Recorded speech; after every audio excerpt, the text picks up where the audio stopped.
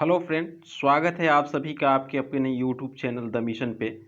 दोस्तों, जैसा कि हम आपसे बताए थे कि आपको कास्ट सर्टिफिकेट से रिलेटेड जो भी क्वेरी होगा, जैसे कि ईडब्ल्यूएस कब का बना होना चाहिए, ईडब्ल्यूएस हिंदी में है तो क्या करें, ईडब्ल्यूएस सर्टिफिकेट स्टेट वाला है, क्या आप ओबीसी सर्टिफिकेट बहुत ओल्ड वाला डाल दिए हैं, ठीक है, या एससी एसटी का जो सर्टिफिकेट है आपका वो कब का है, बहुत पुराना है, ठीक है, फॉर्मेट कैसा होना चाहिए, इन सभी से रिगार्डिंग हम आपको इस वीडियो में बताएंगे। ठीक है, चलिए वीडियो शुरू करते हैं। अगर आप वीडियो पे नए हैं तो हमारे चैनल को सब्सक्राइब कर लीजिए, लाइक कर लीजिए तथा दोस्तों के साथ शेयर कर लीजिए। चलिए शुरू करते हैं। दोस्त, हम जितना कुछ भी बताएंगे आपको ये सभी ऑफिशियल होगा, ऑफिशियल फॉर्मेट में होगा। आपको जैसा कि पता है कि इंडियन नेवी ट्रेड्समैन का जो ऑफिशियल वेबसाइट यही वेबसाइट है, ठीक है, इसी पे आपने फॉर्म भरा होगा, यहीं से आपका एडमिट कार्ड डाउनलोड हुआ होगा तथा यहीं से आप इस वाले नंबर पे आप लगाते होंगे और बार बार पूछते होंगे रिजल्ट के बारे में, ठीक है, या मेल भी डालते होंगे तो इस वाले नंबर पे डालते होंगे। ठीक है, तो हम सारे चीज़ को बताएंगे आपको, यहीं से बताएंगे जो भी कुछ होगा सो। ठीक है, आपको पता होगा कि इसमें ही एक फॉर्मेट आता है, जैसे कि आप देख रहे होंगे यहाँ लास्ट से सेकेंड नंबर पे डॉक्यूमेंट फॉर्मेट। ठीक है, तो यहीं से आपको बताया जाएगा कि किस तरह का डॉक्यूमेंट आपको चाहिए, किस तरह का डॉक्यूमेंट वहाँ पे मान्य होंगे, कब तक कब बना होना चाहिए। खासकर ईडब्ल्यूएस सर्टिफिकेट के बारे में हम यहाँ डिटेल से बात करेंगे। ठीक है, तो चलिए वीडियो शुरू करते हैं। सबसे पहला बात कि ईडब्ल्यूएस का फॉर्मेट किस तरह का होना चाहिए। दोस्तों, ईडब्ल्यूएस का फॉर्मेट जो होता है इस तरह का फॉर्मेट कुछ होना चाहिए। जैसे यहाँ पे लिखा होना चाहिए गवर्नमेंट ऑफ, आप जिस स्टेट से हैं उस स्टेट का। जैसे अगर आप गवर्नमेंट ऑफ यूपी हैं तो यहाँ पे उत्तर प्रदेश लिखा होना चाहिए। ठीक है, उसके नीचे name and address of the authority sign by, जहाँ से आप बनवाएंगे। जैसे कि अगर आप एसडीओ से बनवाते हैं, ठीक है, तो यहाँ पे लिखा रहेगा उनके अनुमंडल पदाधिकारी, ऐसे करके ब्लॉक से बनाते हैं तो ब्लॉक पदाधिकारी, ठीक है, डीएम से बनाते हैं तो जिला पदाधिकारी, डिस्ट्रिक्ट मजिस्ट्रेट इशू, ऐसे करके लिखा रहता है। ठीक है, तो यहाँ पे ये चीज़ लिखा हुआ होता है। प्लस यहाँ पे सर्टिफिकेट नंबर दिया गया होता है, वहाँ पे एक सर्टिफिकेट ईडब्ल्यूएस करके कुछ होता है, यहाँ पे डेट दिया गया होता है। सबसे ज़्यादा कन्फ्यूजन इसी में आ रहा है कि ये डेट कब का होना चाहिए। ठीक है, क्योंकि हमने डाल दिया है वो 2019 का है, कोई कह रहे हैं कि हम जो डाले हैं ये जो फॉर्मेट आप जो ये सब देख रहे हैं ये सब फॉर्मेट हिंदी में डाल दिए हैं। इन सभी से रिलेटेड जितने भी क्वेरी हैं हम इस वीडियो में बात करेंगे। तो चलिए बात करते हैं। सबसे पहला जो होगा, इस तरह का आपका सर्टिफिकेट होना चाहिए जहाँ पे ये क्लियर लिखा होना चाहिए, income and asset certificate to be produce by economical weaker section. ठीक है, तो यहाँ पे आपके स्टेट का नाम होगा, जिनसे आप बनवाएंगे उनका ये ऑफिस का नाम होगा, यहाँ सर्टिफिकेट नंबर, डेट होगा। ठीक है, वैलिड फॉर द ईयर यहाँ पे लिखा होता है। यहाँ एक वित्तीय ईयर चलता है दोस्त। जैसे कि वित्तीय ईयर्स करने का मतलब आपको पता है, वित्तीय ईयर्स 1 अप्रैल से, वित्तीय ईयर्स चलता है 1 अप्रैल से 31 मार्च का। ठीक है, 1 अप्रैल से 31 मार्च का चलता है। तो इस तरह से वित्तीय ईयर में इस यहाँ पे वित्तीय ईयर्स लिखा जाता है, वैलिड फॉर द ईयर, जैसे कि 20, 21, 19, 20, इस तरह का कुछ लिखा गया होता है। ठीक है, तो चलिए हम देखते हैं कि अगर आपको इसके लिए क्या चाहिए, ईडब्ल्यूएस सर्टिफिकेट के लिए आपके पास मेन क्राइटेरिया क्या है, इसके बारे में हम आपको बताते हैं। तो देखिए, वैलिड फॉर द ईयर होगा, आपका यहाँ पे नाम होगा, एक मिनट इसको हटा लेते हैं। हाँ, यहाँ पे होगा this is to satisfied that, आपका यहाँ पे नाम लिखा गया होगा, जो भी आपका नाम होगा XYZ। ठीक है, और उसके बाद में आपके पेरेंट्स का नाम होगा, ठीक है, रजिस्टेंस वगैरह ये जो भी होगा, आपके एड्रेस दिए गए होंगे वहाँ पे।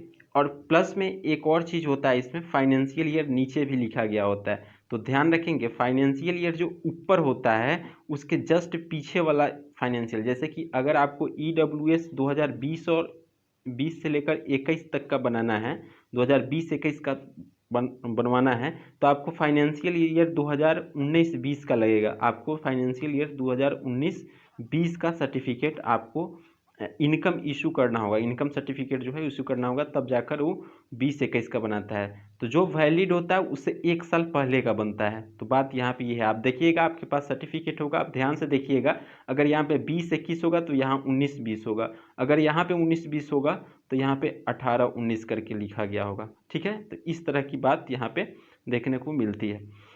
आगे चलते हैं। इसके लिए कुछ क्राइटेरिया है जो कि सेंट्रल और स्टेट वाले में बहुत लोगों को ये थोड़ा सा प्रॉब्लम हो रहा है। तो सेंट्रल और स्टेट में क्या है, सबसे पहली बात कि आपका EWS हिंदी में हो या इंग्लिश में हो, डजेंट मैटर, कोई दिक्कत नहीं है। बस ध्यान रखिए कि आपके पास जो फॉर्मेट होना चाहिए, फॉर्मेट कुछ इसी तरह का फॉर्मेट होना चाहिए। ठीक है, जैसे कि यहाँ गवर्नमेंट ऑफ यूपी लिख दिया गया हो, तब उत्तर प्रदेश सरकार लिखा गया हो, कोई दिक्कत नहीं है। अगर आप ऑनलाइन, ये ऑनलाइन का है फॉर्मेट, अगर आप ऑफलाइन भी बनवाए हैं कोई दिक्कत नहीं है, हिंदी में है या इंग्लिश में। बस आपको EWS सर्टिफिकेट में एक चीज़ को ध्यान में रखना है, वो क्या है कि यहाँ पे जो भी क्राइटेरिया दिया गया है, इस क्राइटेरिया को आप फुलफिल करते हैं कि नहीं। जैसे कि यहाँ पे 4 क्राइटेरिया दिया गया है कि आपके पास 5 एकड़ एग्रीकल्चर ज़मीन से ज़्यादा नहीं होना चाहिए, यानी कि 5 एकड़ से कम होना चाहिए। रेजिस्टेंशियल जो फ्लैट है आपका 1000 स्क्वायर में होना चाहिए, 1000 स्क्वायर से ज़्यादा नहीं होना चाहिए, उतना या उससे कम होना चाहिए। ठीक है, उसके बाद में कहता है रेजिस्टेंशियल प्लॉट ऑफ, जैसे कि अगर आप म्यूनिसिपल पार्ट, जैसे कि बड़े बड़े सिटी में होते हैं, तो वहाँ पे आपको 100 स्क्वायर यार्ड से कम का होना चाहिए। ठीक है, ये तरह की बात यहाँ पे इन्होंने बताया। तो कुछ क्राइटेरिया है, इसको आप ध्यान से देखिएगा, आपको ध्यान से देखने के बाद में ये पता चल जाएगा कि हाँ कैसे कैसे क्या होना चाहिए। ठीक है, तो मेन यही है। इकोनॉमिकल वीकर सेक्शन जो भी EWS सर्टिफिकेट है, EWS सर्टिफिकेट में दूसरा कुछ नहीं है, बस इसी चीज़ को ध्यान में रखना है। बस एक इस चीज़ को ध्यान में रखना है। और दूसरी नंबर बात कि नीचे जो होगा आपका, जहाँ से आप बनवाएंगे, जो भी ऑफिसर होंगे वो ऑफिसर यहाँ पे साइन करेंगे, उनका मुहर होगा, यहाँ पे आपका फ़ोटो लगेगा। ध्यान रखिएगा, अगर आप ऑनलाइन इसको बनवाते हैं तो यहाँ पे मुहर नहीं लगता है, वहाँ पे आपको लिखा हुआ आएगा डिजिटली साइन बाय, जो भी ऑफिसर वहाँ पे होंगे उनका लिखा गया होता है, डेट लिखा गया होता है, यहाँ पे आपका फ़ोटो लिखा गया होता है। ठीक है, फ़ोटो पर लिखा गया होता है अभिप्रमाणित। ठीक है, अभिप्रमाणित लिखा गया होता है, अटेस्टेड करके लिखा गया होता है। ठीक है, अब बात ध्यान देने की ये है कि अगर आप नेवी में जाते हैं तो आपको EWS सर्टिफिकेट जो है किन से बनवाना चाहिए। तो कम से कम जो आपके यहाँ जो BDO होते हैं, BDO या RO, रेवेन्यू ऑफिसर या CO, सर्कल ऑफिसर, ये होने चाहिए। या इनसे ऊपर अगर SDO हैं, DM हैं, तो ये सब हैं तो बहुत अच्छा है, लेकिन कम से कम BDO RO CO लेवल के होने चाहिए। अगर इनका यहाँ पे सिग्नेचर, इनसे अगर नीचे के हैं तो आपका वो वैलिड नहीं होगा। ठीक है, अगर इनसे नीचे के हैं तो ये वैलिड नहीं होगा।